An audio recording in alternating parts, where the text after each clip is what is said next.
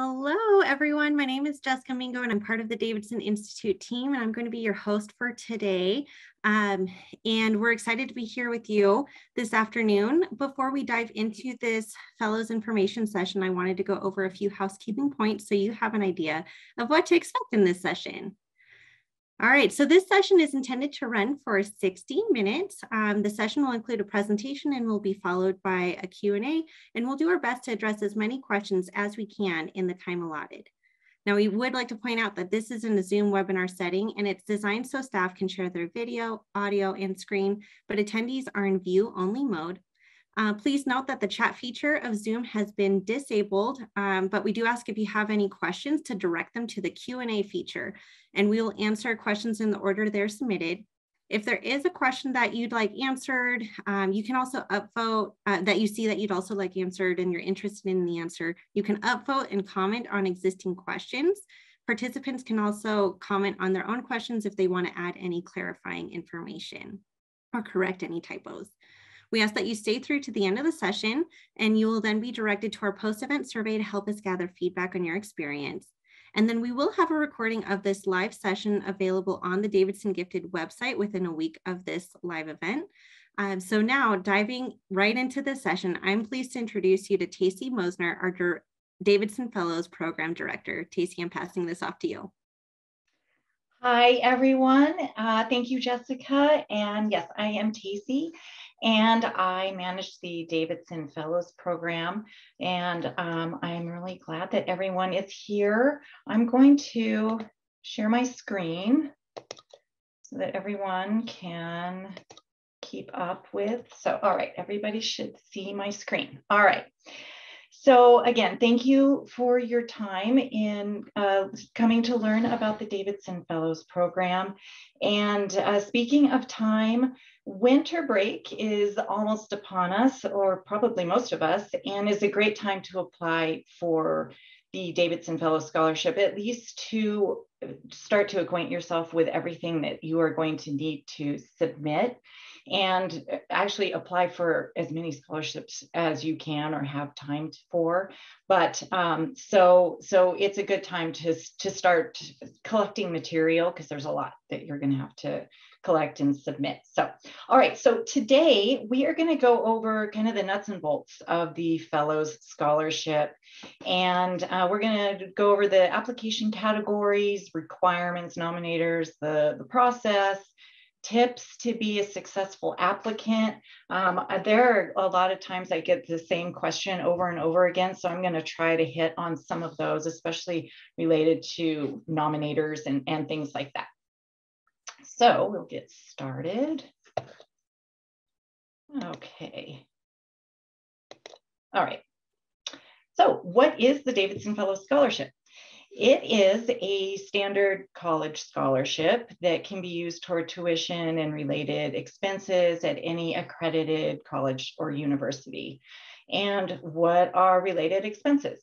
Books, room and board, any professor mandated materials like a calculator, laptop, anything like that, tuition, all of the kind of the standard expenses that you would expect.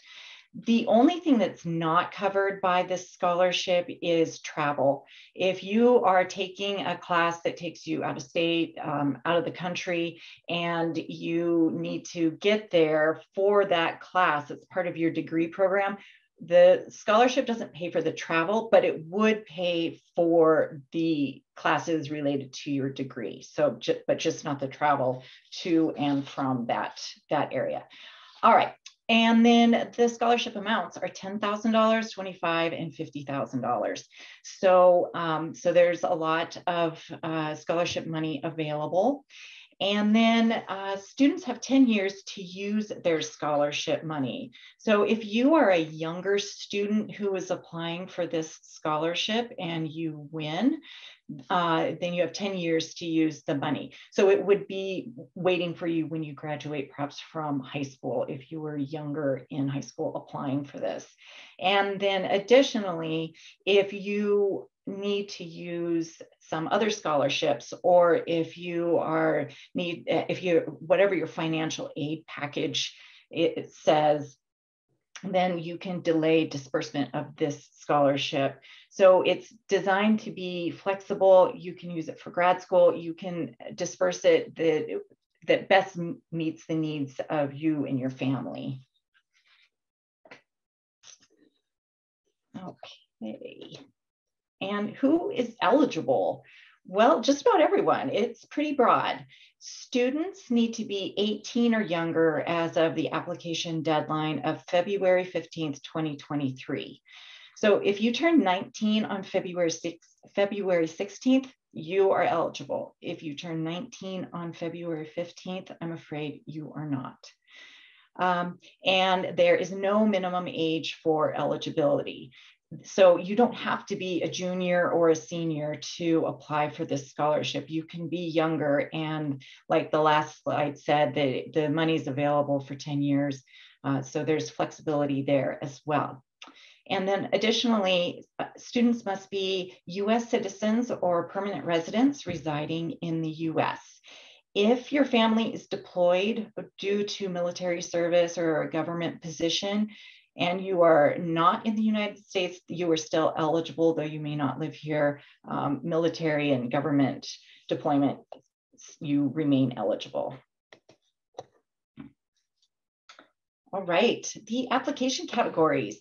We have the STEM categories: science, technology, engineering, and math, and humanities, which is literature, music, philosophy, and then finally outside the box. And what is outside the box? Outside the box covers projects that don't really fall in the other 7 categories. And so we've seen projects that maybe are maybe history research or literary analysis, music analysis, a combined disciplinary project, or a few years ago, a student who then went on to win the Fellows Scholarship, he created a game that taught chemistry. So outside the box is, we hope to capture students who are working, who are really creative and doing things that don't really fall within kind of these more standard categories. So if you're wondering if your project is eligible, you are welcome to contact me. And if you're wondering what category you should apply in, contact me and we can work through and see what is the best fit.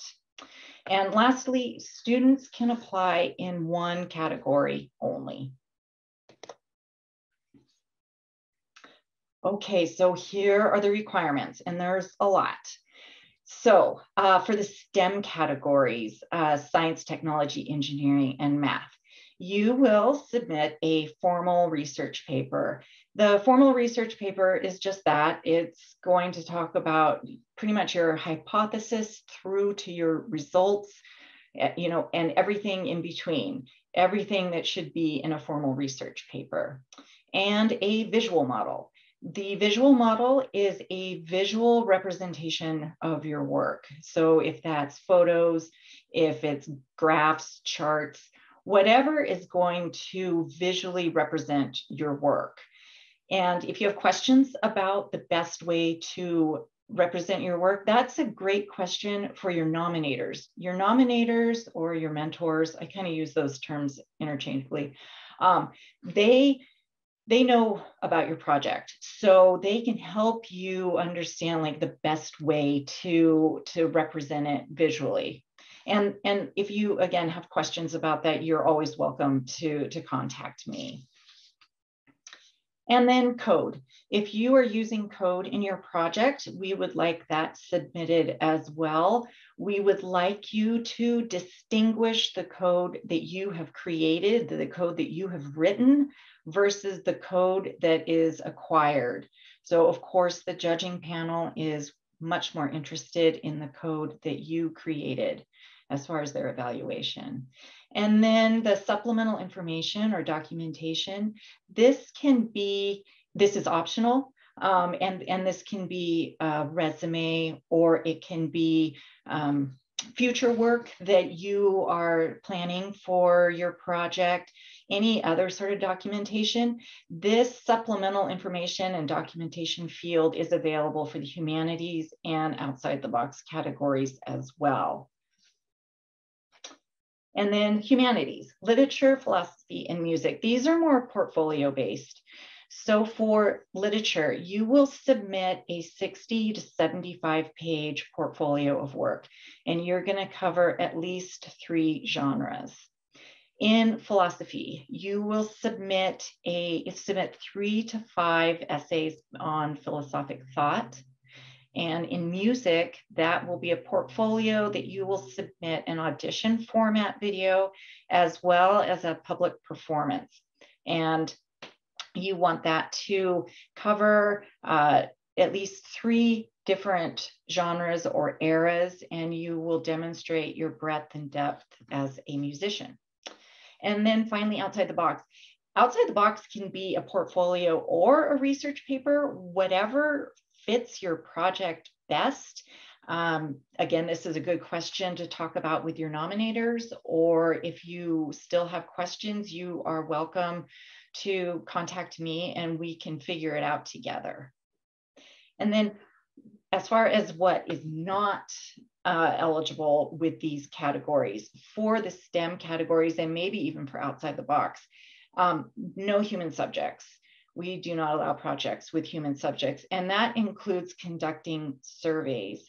If you got IRB approval for your research using human subjects, whether that's for a survey or something else, that is great that you went through that process. And but having that IRB approval through your school doesn't really affect the policy of the Davidson Fellows programs. So human subjects are not allowed. Additionally, projects involving live vertebrates are not allowed, as well as most live invertebrates. There are some live invertebrates that are allowed, and details are on the Davidson Fellows website as far as all of the specifics of those things. Then in music, please no vocalists. We do not accept vocal portfolios. And in outside the box, we do not accept projects that are community service related, art, photography, theater. Those are categories that we do not accept at this time. And then category requirements continued. All the applicants are going to submit these attachments. So attachment 1 is the process essay. And we want to know the process that you went through from start to finish. We want to know everything that went into it. Maybe we want to know how you worked with your nominators or your mentors. We want to know how the idea for this project came about. The time you spent on it. We want to know all of that. It helps us develop a bigger picture of not only the project, but what went into it. Attachment 2, the significance essay. This is where you get to really highlight and shine a light on your project and why you think it's important. Why do you think that it is socially relevant and has the potential to benefit society? You can talk about all those aspects in your significance essay. And then lastly, the YouTube video is attachment 3. And you can think about this as the conclusion to your application package. And it's 10 minutes max, and it can be casual, it can be creative. You can sit in front of a camera like I am right now and speak about your project. You can reiterate points that you feel are especially important that you want the judges to really think about. And for all of these attachments, we do on your category requirement checklist, there are points and prompts for things that you can maybe include in all of these attachments that will help you kind of give some structure and format to the essays and to the video. And you can use all or some or none, depending on your project and what you would like to highlight. Okay, the project criteria. So as you know, this is a rigorous scholarship. There is a lot of scholarship money available. So we're looking for projects that are high level at or about the level of college graduate work that has the potential to benefit society.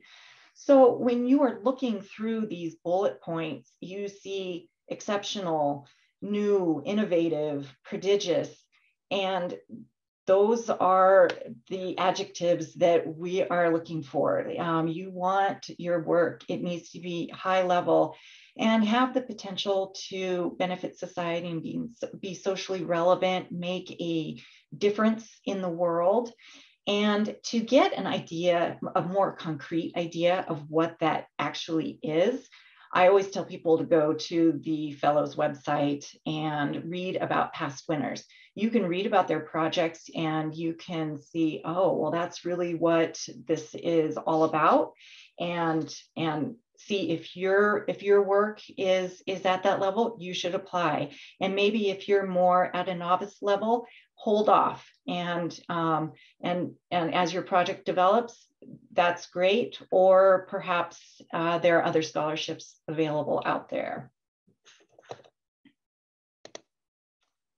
Okay, so judging. What are the judges looking for? It's kind of the million-dollar question. Judges are looking for a complete application, and you want to make sure that your files are labeled and uploaded to the correct spot.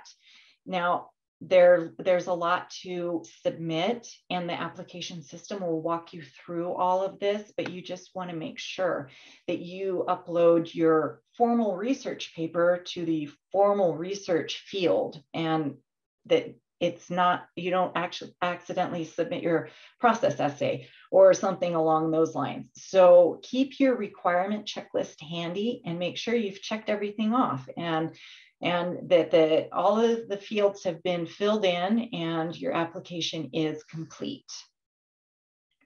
The attachment 3 video, please make sure your link works. Don't send a link that is broken.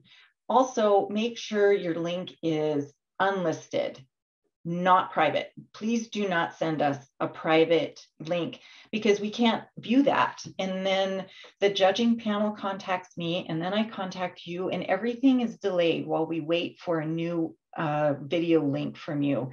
So make sure the link works and make sure it's unlisted and not private. And then judging criteria. So this is the numerical scoring rubric that the judges use when they are evaluating the projects. So 50 points are going to quality and scope, 30 points level of significance, and 20 points depth of knowledge and understanding. The judges also have a long form, they have long form responses that address the strengths and weaknesses of the project. They give ideas for improvement, but the evaluation is based on these numerical scores and the long form answers that they respond to.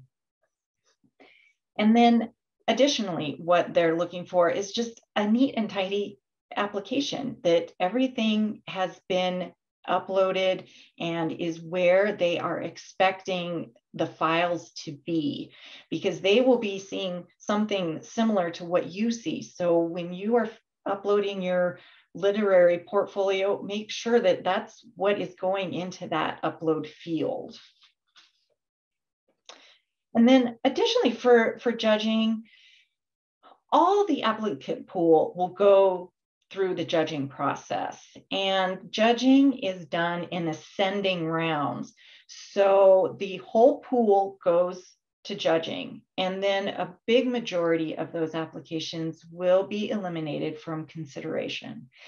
And then the next ascending round, and the rounds get smaller and smaller until the kind of the cream rises to the top. So that is how the rounds work. And so there are the panels, they go through 3 to 4 judges each. And then who are these people? Who are these judges? They're professors mostly, or experts in the field. They are PhD level, and they are, the judging panel is matched to the topic of the project. So if you are submitting a physics project, it goes to the physics panel. And if you're submitting a music portfolio, it goes to the music panel. And if you're submitting a math project, it doesn't go to the literature panel, it goes to the math panel. So all the projects are matched to the appropriate judges with expertise in that field. Okay, so this is a big one. Who should serve as my nominator? I get a lot of questions about nominators, so I'm going to go over, I have quite a bit to go over with the nominators. Nominators should be people who are familiar with your project. Of course, you want nominators who can answer the questions on the nominating form. They know the process you went through. They should know a lot about your project.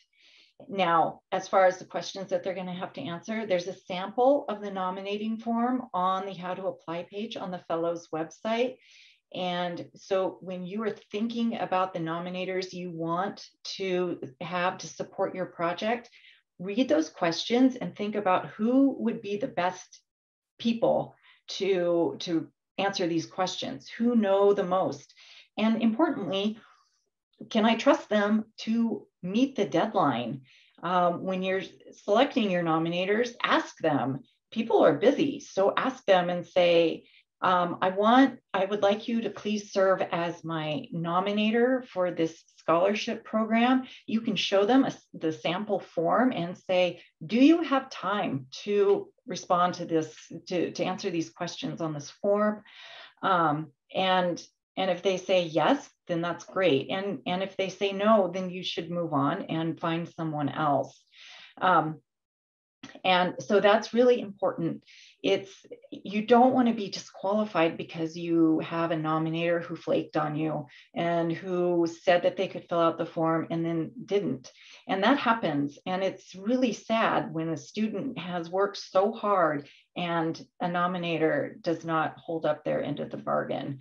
In the application system, you can resend the nominating form so it gets to the top of their inbox again. You can send those nudges. You can switch out nominators. You can just monitor the whole process. And then if you have any questions about changing nominators, please let me know and I can help you with that. And additionally, no family members can serve as nominators. I do get questions that students maybe worked in their mom's lab, and so their mom is kind of their mentor. Your mom can't fill out an impartial nominating form, and so that's unhelpful to the judging panel. So it has to be people who are not related to you, not even distantly, no family members whatsoever. Now, if you are a student, and this is something that comes up a lot, if you're a student and you have only worked with maybe one mentor or no mentors, maybe you did all your work at home, and so you don't have 2 people you can ask to be a nominator, you still need 2 nominators. They are required, regardless of if you worked with people or not. So I usually suggest these students reach out to a teacher who they trust to fill out the nominating form and acquaint them with your project, and have the questions that are on the nominating form in your head when you're talking to your teacher or whomever about your project. Think about how they're going to answer those questions, and then in your process essay, talk about how, well, I only worked with one mentor. So I have one nominating form that has a lot more detail than the other, because I really didn't work with this other person, but I needed 2 nominators to fulfill the requirements. And the judging panel is used to seeing applicants who have worked alone or maybe with just one person. So they are used to seeing that. And so it doesn't affect the evaluation, but it's good for the judging panel to know if you were working alone or just with one person, and that could be why the details on a nominating form could be a little slim. Okay, the application process. First, this is a brand new application platform that we're using this year. So if students or nominators have questions, or if anything is weird or confusing when you're going through the process, contact me. Your observations and questions are important, and you are the ones who we made this for, but sometimes there might be holes in the application, or there might be things that made sense to us when we were working on it that don't make sense to an applicant. So contact me, and then we can make the application better. And so we appreciate that kind of feedback a lot. So, okay, so the application process. You'll create an account, and you will then fill out the initial portion of the application and submit. The initial portion is your demographic information, so your name, address, email, all of that kind of stuff, as well as your project category, project title, and project description. If you don't have a project title or project description, you're not ready to apply yet. Don't put NA or not applicable in those fields and then send it in, because I'm just going to send it back because I have no way to assess eligibility, assess your project. So if you're not ready to fill in those fields, just hold off until you are. So then, all right, so you have filled out the initial portion, and then you get approval, and then you will be able to submit the rest of your application, all the category requirements, all the attachments, all the stuff. And also at that point, you will input your parents' information and your nominators' information, and then you send them their forms. The parent form, number 4. That is just a field that they type in their signature, and it's an approval saying that they understand that you are applying for this scholarship. Only one parent form is required. Both is fine, but only one is required. And then the nominators, you will input their information and send their forms. You can resend forms, change nominators, and all of that. You can resend your parent forms. You can't change your parents, but so that's the process. And then timing, what to expect. So you submit that initial portion, and that will take us 1 to 2 business days. We try to go faster. We try to go as fast as possible so that you can get on with the application. But sometimes it does take 1 to 2 business days. And then you've submitted everything, it's the deadline, and now judging begins. And judging will last through the end of June. It takes a while. And then notification is in late June, early July. And we will notify all applicants regardless of application outcome. In 2022, last year, we had about 650 applicants. So I expect around that, if not more, this year. There are 20 winners chosen every year, as well as 20 honorable mentions. And so these go across all the categories. There aren't a specific number of scholarships per category. It's just whatever the judging panels recommend. And then Anyone who's not named a Davidson Fellow, so anyone who is an honorable mention or a student who is not recognized, is welcome to reapply, provided you're still age eligible. And you can apply with the same but expanded project or a new project, but you are welcome to reapply, provided you're still eligible. Okay, teams. So teams, we allowed teams last year for the first time, and so this is we're really excited about this expanded eligibility for students to expand the opportunities to access this scholarship. So teams are no more than 2 people. 2 people is it, and once a team, always a team. So what does that mean?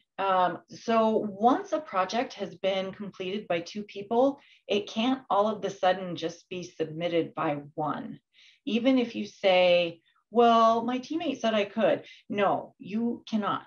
Once a team project, always a team project.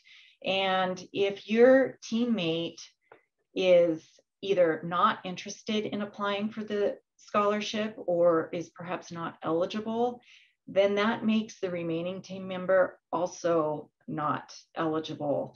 The remaining teammate cannot submit a team project as an individual because that is plagiarizing. You are taking credit for your teammate's work. And of course, plagiarizing is grounds for disqualification. So once a team, always a team. Both team members must meet eligibility requirements. So both must be 18 or younger as of the deadline and be a US citizen or permanent resident residing in the US. And the scholarship money will be split evenly between the 2 team members. The Fellows program doesn't care if one teammate did 80% of the work and the other did 20, or if it was even, whatever. That is not the concern of the Fellows program. The money is split evenly, regardless of how the work was divided between the 2 teammates. And then, as with individual submissions, 2 nominators are required.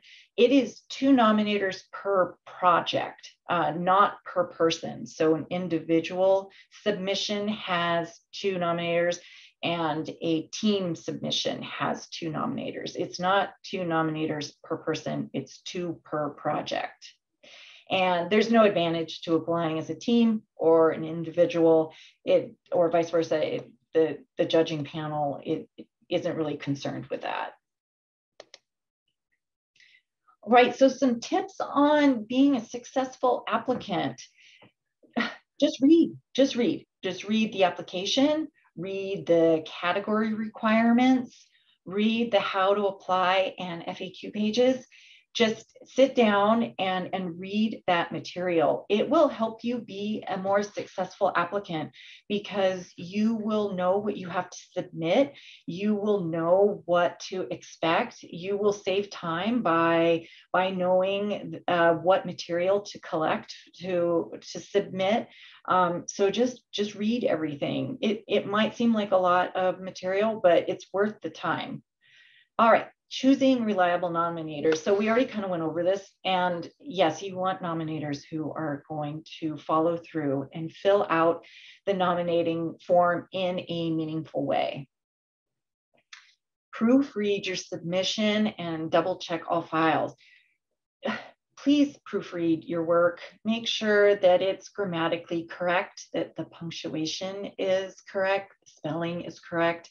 Some judges are real sticklers on proofreading and grammar, spelling, all of that. And you don't want to be dinged because you didn't take the time to proofread. It's just important. If you know, a lot of times it's easier to have someone else proofread for you. They can notice mistakes that maybe you don't see because you're so close to the work. So proofreading is important. And then again, double check that your files that you submit are going, that the proper file goes in the proper upload spot. And check your email, and because all notifications, alerts all correspondence that comes from the application system is going to go through your email. My correspondence with you is going to go through your email. If you ask me questions, I'm going to respond via email. So check your email a lot. Check your trash, your spam, make sure that you are getting the notifications and alerts and correspondence. Don't self-plagiarize. What is self-plagiarizing? It is when you have published a work, which is great, congratulations, and that is a huge accomplishment. But make sure the judging panel knows that you are reusing your work, that you have used this paper and it was published in this journal and you're reusing the work to apply for this scholarship. Again, this can be something that judges could possibly disqualify you for if they feel that you have self-plagiarized. And so you can put where you were published on your title page and in the bibliography. So make sure that the judging panel knows that you are reusing the work that was published elsewhere. And then, of course, everybody knows this and nobody wants to hear it be nagged on, but don't wait until the last minute. You don't want to do that. Don't do that to yourself. Don't do that to your nominators. Just, you know, you want to put your best foot forward on this. And if you wait until the last minute, you're not going to really be able to do that very well. The deadline's February 15th. Mark that on your calendar. Look at the requirements and be realistic about the time that it's going to take to collect all that stuff. It's a lot. And you know, at the time it's going to take for your nominators to fill out their forms and to proofread and all of that stuff. So don't leave it till the last minute, but do contact me with questions. I love hearing from you guys. I love talking to parents and nominators and students. It is my job to help you through the application process. So contact me. There is no question too small, too big. Maybe I don't know the answer. I'll find it for you. But contact me. I am available and I try to be as super responsive as I can. And speaking of my contact information, here's my email, tmosner@davidsongifted.org and Davidson Fellows @davidsongifted.org, and my phone number. Contact me. Take a picture of this, or this stuff's all over the website as well. But I am here to help you through this process. It's rigorous and it's stressful. And so if I can help you, I totally will. And thank you. Thank you so much for your time and participating in this. Again, the deadline is February 15th next year, 2023 at 11:59 p.m. Pacific time. We are Pacific time here. So now I'm going to send this back to Jessica. I'm going to go back to my contact information because I think we have some questions coming up.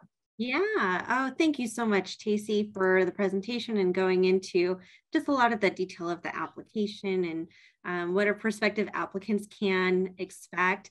So we have time for questions. For anyone who has questions for Tacey, go ahead and utilize the Q&A and submit your questions. If there are any questions that any of you are interested in, you can upvote them. And also comment on questions as well. So Tacey will start us off with our first question. And they're asking if they must be nominated by a nominator or mentor to be able to apply, and if that mentor or nominator will be the ones helping them throughout their project. So they just want to confirm that.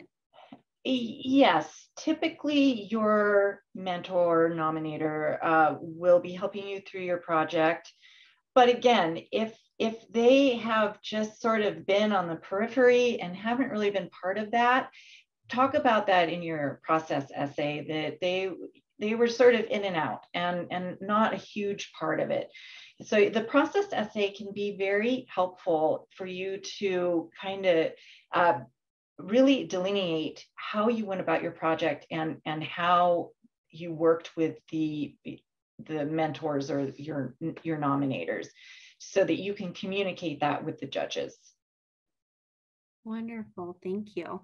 So we have a couple of questions about the music category. Someone wanted to confirm that that there's also a composition category. Yep. All right, and then in that category, can they submit compositions that feature vocals? I know you mentioned no vocal submissions, but yes, you can. The judges aren't going to evaluate the vocals. So if you can remove the vocals from the sound file, that's probably best, because for composers, you'll submit 3 to 5-ish compositions and sound files. So yeah, the vocals sort of muddy the waters. The judges aren't going to be able to hear your composition as well if there are people singing over it. So, and vocals are not going to be part of the evaluation. Songwriting is not going to be a part of the evaluation. So if you can strip the vocals out of the sound file, that's better. thank you. We have another question that someone's asking. Basically, when we apply, we should have already completed our project and then submit our project using the application, correct? Correct. So yes, if you're still working on some, final items for the application when you start, that's fine. That's fine. But yeah, you kind of need a finalized project, because how are the judges going to assess social relevance if you don't have a finished project, if you haven't done testing or you don't have results? How are your nominators going to respond to the social relevance question on the nominating form if they don't know what that is? So yeah, you pretty much have to have a finished project. You can talk about future work that you want to do, but you need to be at a point where there are some results to present to the judges. Thank you. All right, our next question, how many music applicants are there typically, and are scholarship winners chosen by category or by which ones are the best submission? Last year in music, we had about 75, I think, something like that, around 75 music applicants. And so as far as the winners are decided, it is who the best is. And so there are not a set number in music or science or anything like that. It's whatever the judging panel has recommended. Thank you for adding that clarification. Now, do applicants get to see the evaluations? Oh, my question moved. Those comments sound really helpful for future development. Yes. If when I said that the entire applicant pool goes to judging, they do. But not all of a lot of those are sort of up, down votes. So if you have been eliminated from consideration in that first round with a down vote, there are no judges' comments to offer. If you have gone through judging and have the evaluation has been filled out, then I do offer judges' comments. Thanks. All right, another music question. What would be the difference between quality and scope of entry and depth and knowledge and understanding of domain area?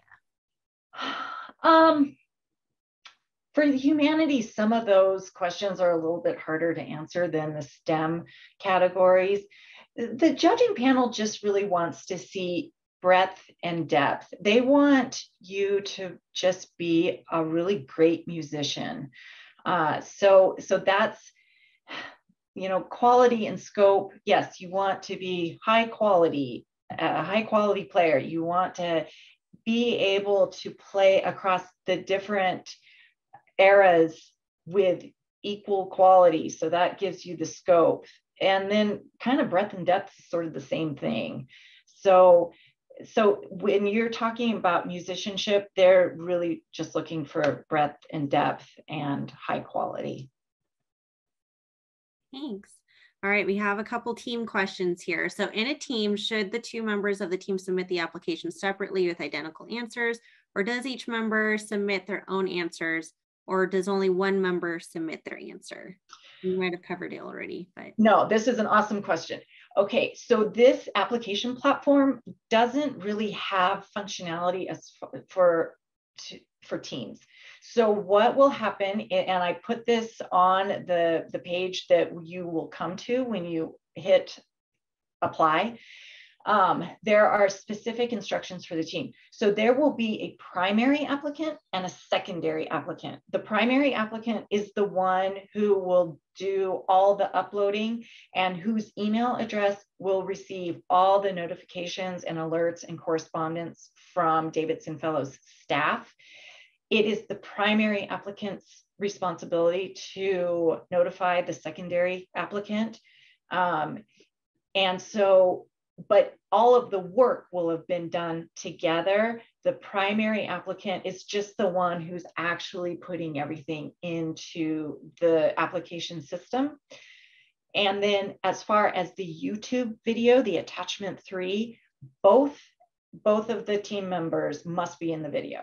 So both the team members must be present in the video. The nominators should respond to the questions as talking about both teammates.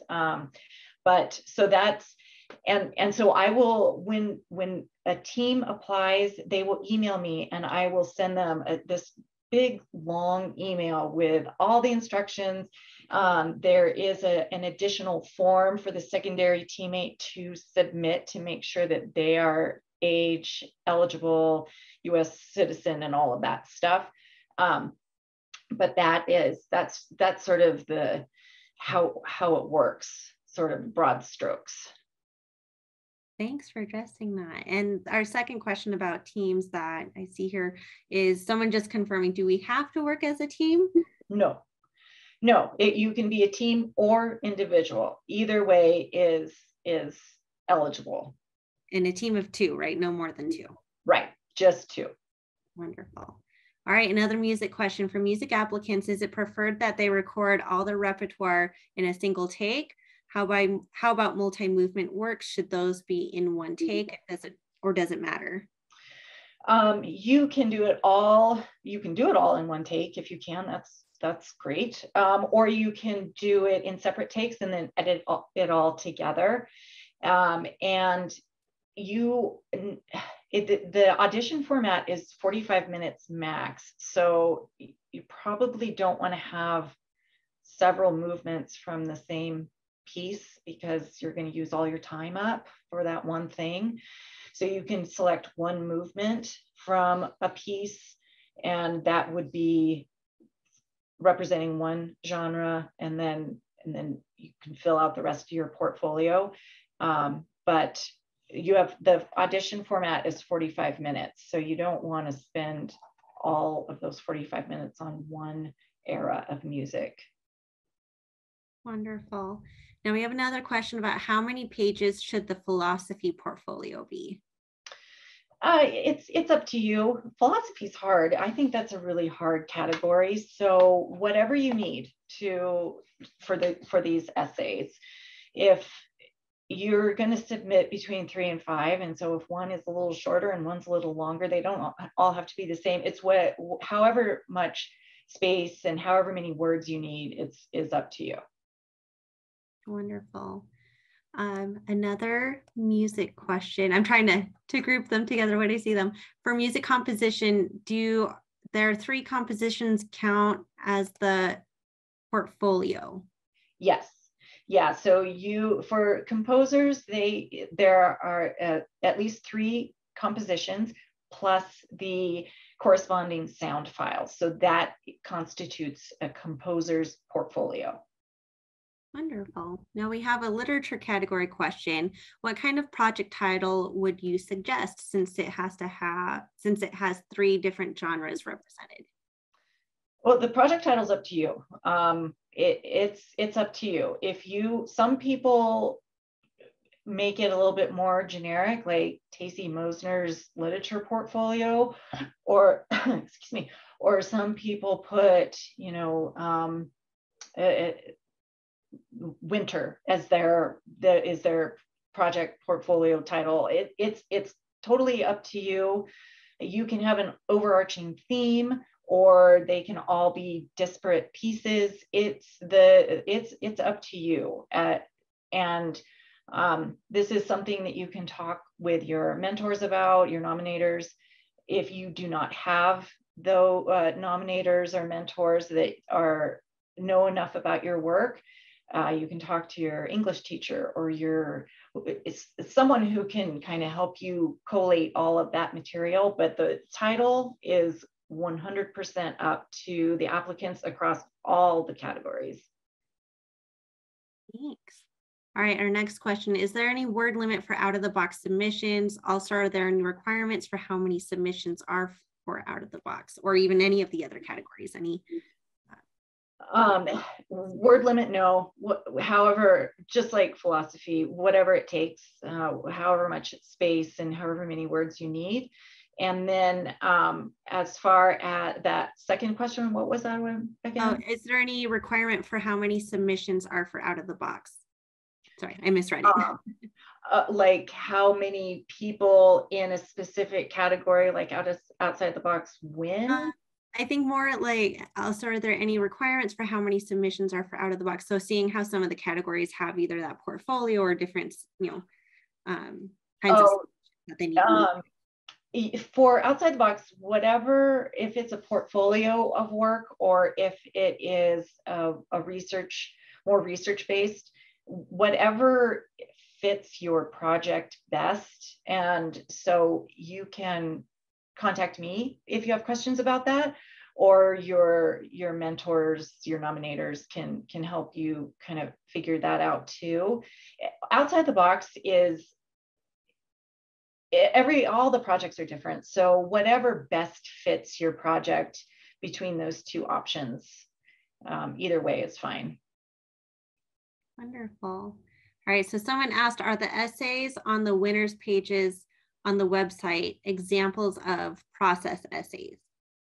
The material that's on the website is a description that Davidson Fellows staff has written of their work, as well as the Fellows biographical information. So we do not post any winners application material. It is their intellectual material, so we do not post it on the website. We don't post their formal research papers, their literature portfolios, their essays. We do not post that, and we do not offer it to students who are looking for examples. Thank you. Now, can you submit a published book as an outside the box category, or would that fit better in the literature category? And if it's the latter, in literature, can it go beyond the 60 to 75 pages? So the latter, you would apply in literature. Anything that is creative writing based will go in literature. And no, you cannot go beyond the 75 pages. You need to select an excerpt of your novel and submit that. And then you need to have 2 other genres present.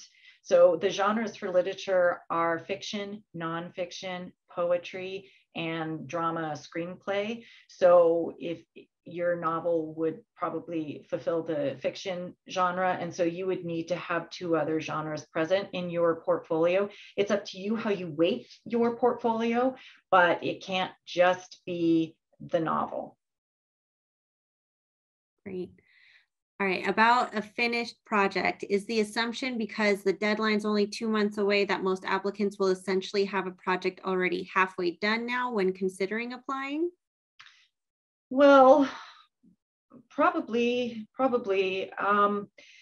If you have not begun a project, that is by no means does that mean that you can't apply. It's just that you just have a lot to do, and you need to make sure that your nominators will be familiar with your project. And the reason that we open the application as soon as we do, we could open it about 4 months before the deadline, is so that students have hopefully a lot of time to apply and collect their materials. But if you don't have a project right now and you want to make it by the deadline, go for it for sure. but you have a lot to do. Now, our next question is music composition limited to classical music, or are other genres included? Other genres, there's whatever genre you compose in is eligible. Any type of music. Right. And someone just wanted to confirm there's no minimum age requirement, right? Right. There's no minimum age. So you can, the youngest applicant, well, the youngest fellow that we've ever had was 5 years old. He was in music, and this was several years ago, but so there's no minimum age. Great. Well, is there a page minimum count for the literature category? 60 pages. 60 pages. Yeah, the portfolio is between 60 and 75 pages. If it's less than that or more than that, the judges you either have you haven't fulfilled the requirements. And so it's up to them whether they want to disqualify you or, so yeah, just 60 to 75 pages. Okay. All right, our next question is about outside the box. Is business entrepreneurship considered an outside the box kind of category or submission? No. Starting a business, it does have the potential to benefit society, but this is a more academic focused scholarship, and starting a business is not really academic. And if you start a business, how are you going to fulfill the requirement of a formal research paper or a portfolio of work? It just doesn't quite fit. So entrepreneurship is not an accepted project. Thank you for clarifying that for our attendee. Now, can you discuss again, please, what needs to be done when they want to submit a project that has already been published in a journal with other authors involved? Okay, so other authors. I guess you would have to ask yourself, where are you as an author? Are you a first author? Are you a second author? If you're a first author, that's great, and that's easy for the judging panel to know more about what your contribution to the project was, since you're first author. Anything beyond that, it gets a little hard for the judging panel to know where your work, what you contributed to the project versus what other people contributed. So that sometimes those are good questions just to contact me individually and let me know where you fell in as far as is the lineup of authors. If you're kind of far back as far on the list of authors, you'll just have to really delineate what you contributed. And then, but as far as stating that the work has been published, on the title page and in the bibliography, state that this project was published in such and such journal, and put it in the bibliography. Just make sure, announce it that this work is being used again to apply for this scholarship. All right, and then there's another submission that just came in, sort of similar, like, can a literature project with multiple people be submitted? And if so, how would that work? Or would that operate similarly to this? What does that mean? A literature project that was submitted by multiple people. So or maybe multiple authors. Okay. The literature project. Maybe it was an analysis or something like that. If you're working with more than two people, or I'm sorry, working with more than one person, then that is not eligible because 2-person teams are it. And then if you're, I guess this would be the same as a scientific research paper that has multiple authors. maybe email me, ask me about that so I can get the specifics, because I don't want to lead you astray. But yeah. They did just add a comment, as in like a team was working on a writing project and the whole team would like to submit. Oh, well, if there's more than 2 people on the team, then no, that's not eligible. If you are working, if it's a 2-person team and you're applying in literature, then that's fine. But if there are more than 2 people, then that is not eligible, and because you can't take credit for other people's work. Makes sense. Thank you. All right. Another person asked if a mobile app is considered as outside of the box. For apps, we usually have people apply in technology, just because apps usually, they'll go to the technology panel of judges. And if you apply in outside the box, I'm just going to move you over to technology, because I have a panel that assesses a lot of apps. All right, thanks. And I did want to share, we're right at the hour mark, but we have these last few questions, so I'd love for us to be able to answer them for our audience. So our next question, do we have to include an introduction in this portfolio? Is the portfolio for literature 60 to 75 pages total, or is it 60 to 75 pages per genre? And if it's the former, would the introduction be part of the page limit? It's 60 to 75 pages total. It's not per genre. That would be a huge portfolio and the judging panel would pass out. So it's 60 to 75 pages total. If you have an introduction, that doesn't necessarily need to be part of the page count. If it's a 5-page introduction, then it would. If it's a paragraph, it doesn't need to be part of the page count. Literature applicants also have to submit a literary narrative, and that is also not part of the page count.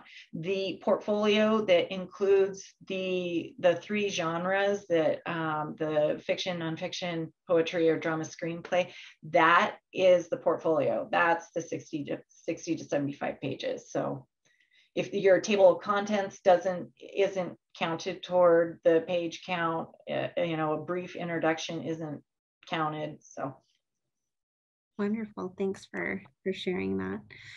So someone had asked, there's another music question. So you said that songwriting would not be part of the application, but popular music can be submitted? The composition can, but not vocals or songwriting. That is not accepted. So popular music, yes, but not vocals, not popular music, vocals, or songwriting. Okay. And then there was a comment on the question where they had asked, like, can vocals not be a part of the composition? I think you addressed that. Do non-classical submissions need to be instrumental? As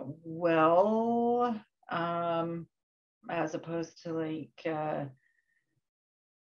synthesized music or keyboard music,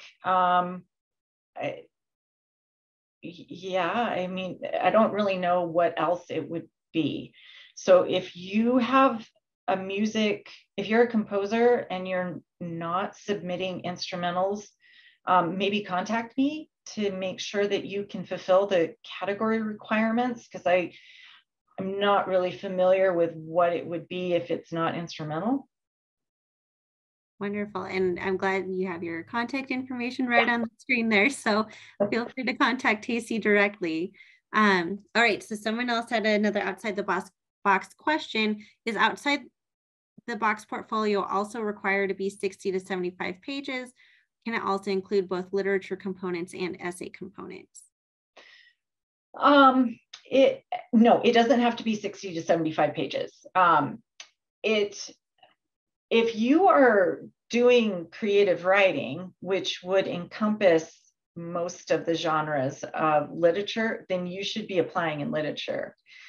And then if you also have essays, that can be your nonfiction piece. So if the project is mostly just writing for writing's sake, you're going to apply in literature and not outside the box.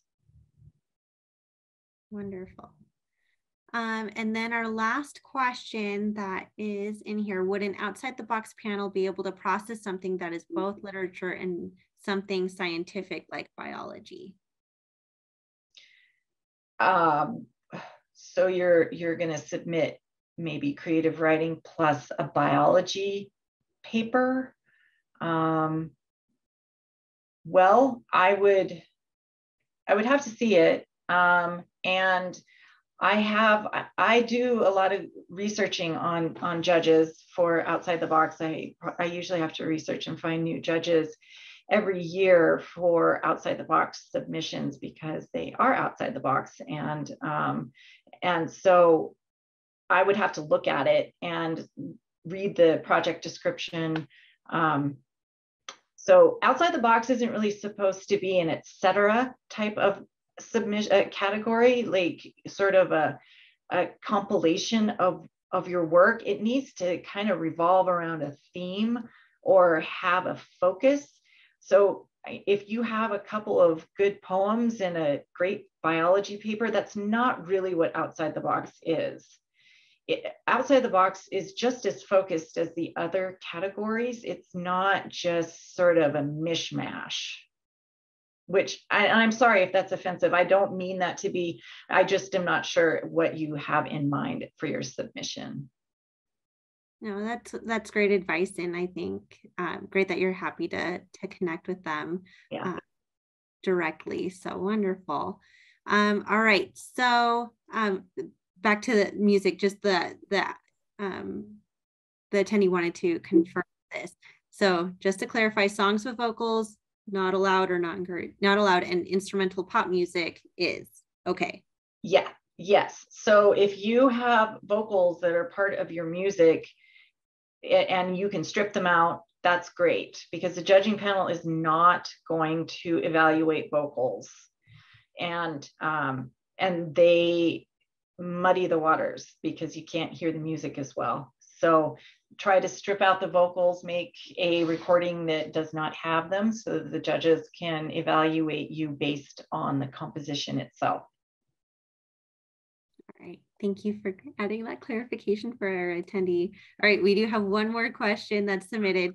What's the minimum and maximum number of pages for engineering categories for the formal research paper? Whatever you need. Whatever you need. We do get this question a lot, and you don't want to pad your papers just so it's longer and include a lot of information that isn't really super relevant. You want it to be concise and to the point. This is where the proofreading comes in, but at the same time, however much space, however many pages, and however many words you need is however much you need. And so there are no limits or minimums. Wonderful. Thank you so much, Tacey, for sharing all this information and asking our attendees questions on the Fellow Scholarship. Before we end the session, do you have any closing statements for our audience? Well, I just appreciate everyone's time and attending this session. And again, please contact me. These were really great questions, and they may have triggered more questions after we end this and conclude everything. So you have my information there on the screen. Contact me, because I am happy to answer all these questions. And some of you who I probably didn't answer your question as much as you wanted, then just contact me. And the deadline again is February 15th, 2023. So start working on everything, and thank you. Oh, thank you so much, Tacey. And thank you everyone for joining us this afternoon and evening for some of you. So please remember to do that survey after the session closes. Like, we do want to hear your feedback on your experience and see how we can continue these kinds of sessions for those interested in our Davidson programs. And then if you'd like to view the session again, we will have the recording of this posted on the Davidson Gifted website within a week. So thank you again, everyone. Have a wonderful evening.